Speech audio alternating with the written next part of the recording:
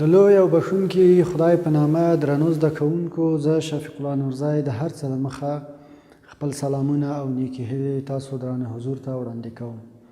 خدای دې وکړي چې روغ جوړ او د روغتیا جامې مو په تن وي او همدارنګه خپل کتاب مو د ځان سره تیار کړی وي تر څو نوی لوست پیل کړو.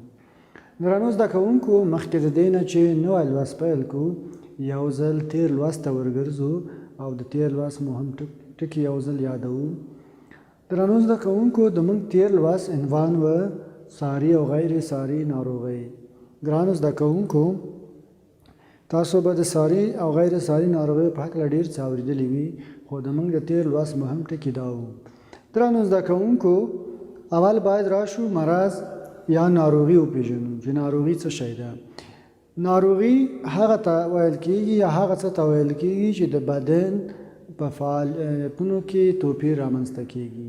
نو کله چې د بدن په فعالیتونو کې توپیر رامنځته شي، خپله دغه ته ناروغي ویل کېږي. وموبایل ناروغي په دوه ډوله ده. یوه ته موږ غیر ساري ناروغي یا نان انفیکشن ډیسیز وایو، لکه د زړه ناروغي، لکه د سرطان ناروغي او داسې نورې. دا هغه ناروغي دي چې د نوم څخه موږ پوهیږو چې کله وایو غیر ساري ناروغي، یعنې د یو ناروغ کس څخه روغ کس ته سرایت نه کوي یا نه لیږدول کېږي.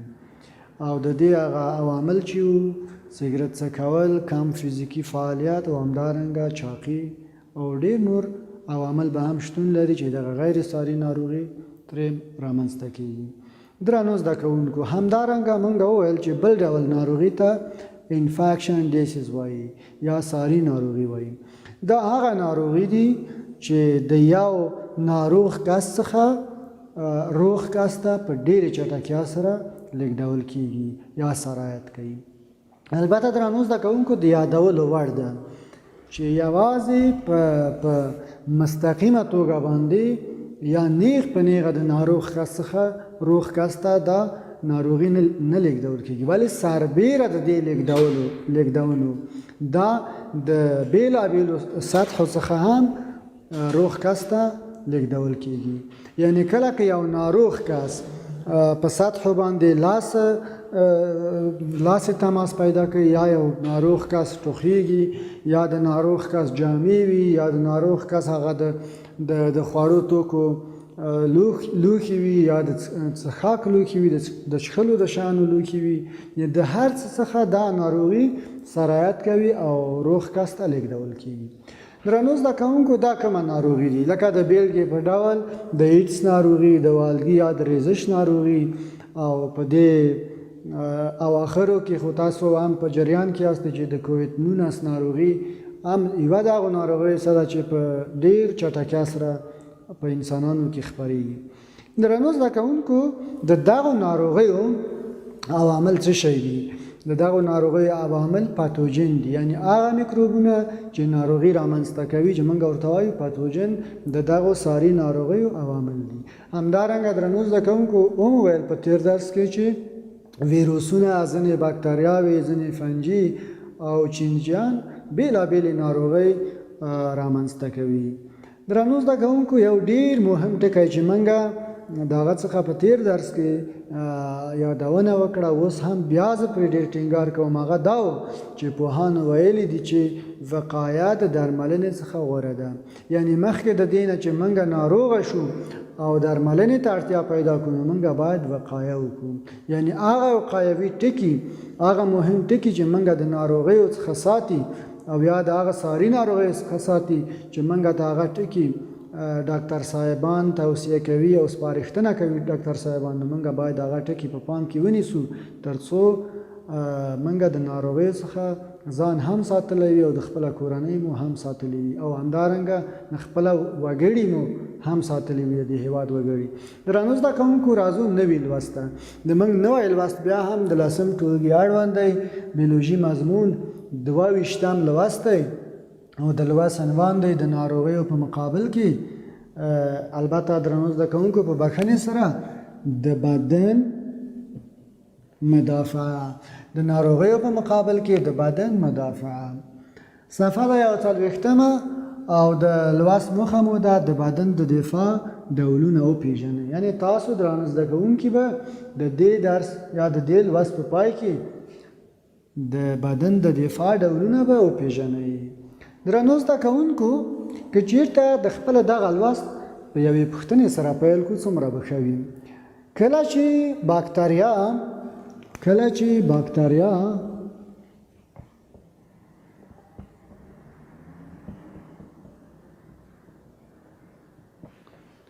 په هر ځای کې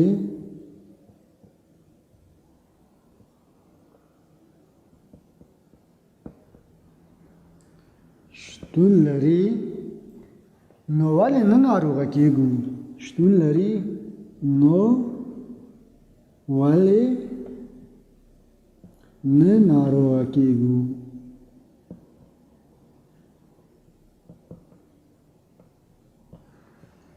نو درنو زده کوونکو، تاسو ګورئ چې تاسو ته مې ولیکل کله چې باکتریا په هر ځای کې شتون لري نو ولې نه ناروغه کېږو. لکه ویلي مو چې میکروبونه په ککړو اوبو کې، په هوا کې، په ککړو خوړو کې، په خاورو کې او بالاخره په هر ځای کې شتون لري. نو کله چې موږ وایو چې دغه باکتریا په هر ځای کې شتون لري نو پوښتنه رامنځته کېږي چې ولې نه ناروغه کېږو. نو کله چې زه دلته ولاړ یم، تاسو اوس خپل کور کې ناست یاست او همداسې نور کسان چې په هر ځای کې شتون لري، نو کله چې دغه ټولو موقعیتونو کې باکتریا شتون لري نو ولې موږ نه ناروغه کېږو. نو د دې ولې لپاره باید یو ځواب پیدا کړو. د دې پوښتنې ځواب ډېر ساده دی درنو زده کوونکو. د دې پوښتنې یا د دې ولې ځواب ډېر ساده دی. ډېر څه زده کوونکو؟ ډېر ساده دی. نو کله چې وایو چې دا ځواب ډېر ساده دی د تاسو په اند، نو دا ساده ځواب به څه وي؟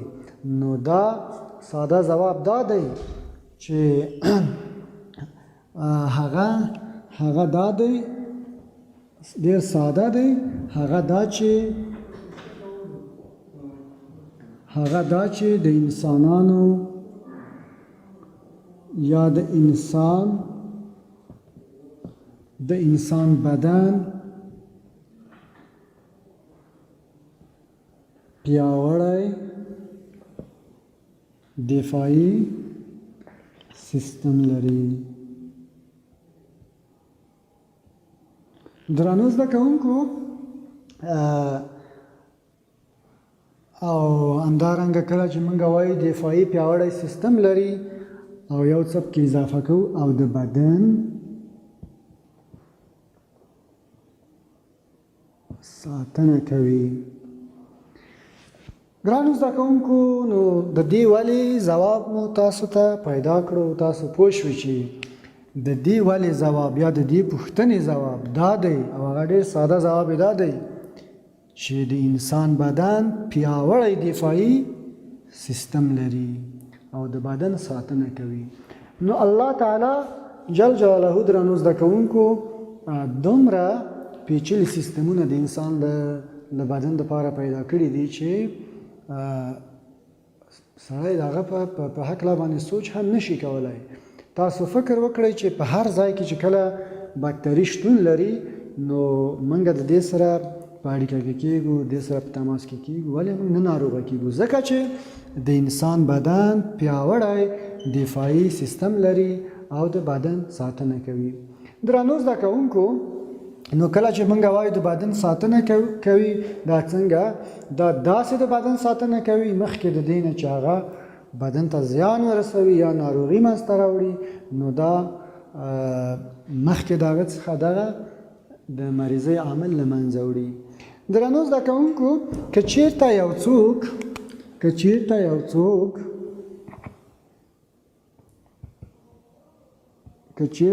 څوک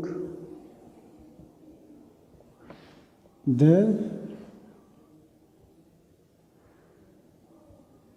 پاتوجن سره په تماس کې شي نو حتمی نه ده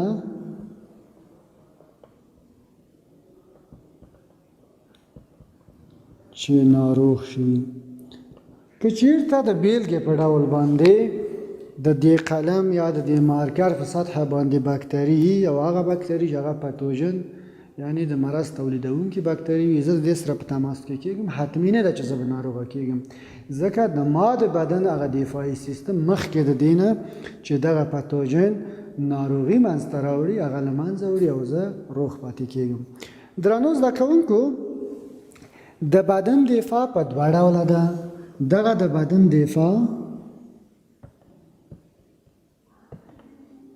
په څو ډوله ده درنو زده کوونکو؟ په دوه ډوله ده. یو ته وایي غیر اختصاصي دفاع او بل ته وایي درنو زده کوونکو اختصاصي دفاع. نو کله چې موږ وایو د بدن دفاع په دوه ډوله ده، یوه غیر اختصاصي دفاع ده او بله اختصاصي دفاع ده.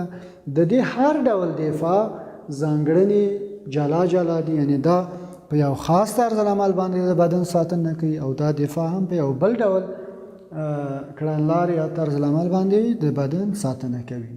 درنو زده کوونکو، یو ځل د خپل درس راټولومه. موږ وویل چې د موږ د لوست عنوان و د ناروغیو په مقابل کې د بدن مدافعه، یعنی بدن څنګه دفاع کوي. نو همدارنګه خپل لوست مو پیل کړ په یوې پوښتنې سره.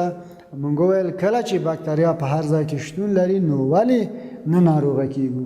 نو د دې ولې ځواب دا ډېر ساده ځواب د دې پوښتنې دا دی چې هغه دا چې د انسان بدن پیاوړی دفاعي سیستم لري. یعنی د انسان بدن یو د اناتومیک او فیزیولوژیک سیستمونو څخه د بدن دفاعي سیستم دی چې د هغه دنده دا ده ترڅو د بدن څه وکړه درنو زده کوونکو؟ د بدن ساتنه وکړه د هغه بیرونیو فاکتورونو یا د هغه بیرونیو عواملو چې هغه د مرض تولیدونکي دي چې موږ ورته وایو پاتوژن.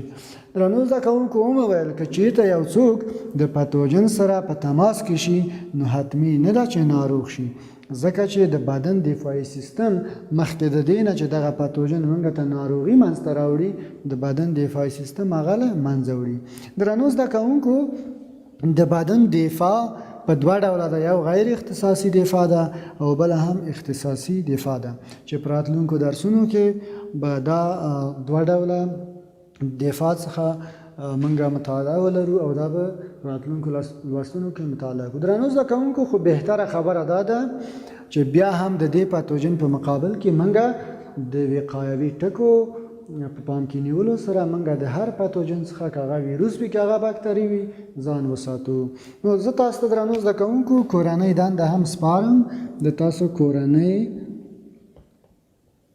دنده به دا وي چې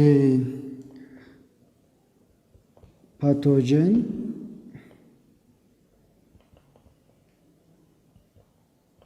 څه شی دی تشریح کړئ. تاسو کورنۍ دنده دا ده تاسو به وایئ چې پاتوژن څه شی دی تشریح کړئ. درنو زده کوونکو، د موږ نوی لوست همدلته پای ته ورسېده. د راتلونکي لوست پورې تاسو په لوی او بښونکي خدای سپارم. سوکاله ژوند ولرئ.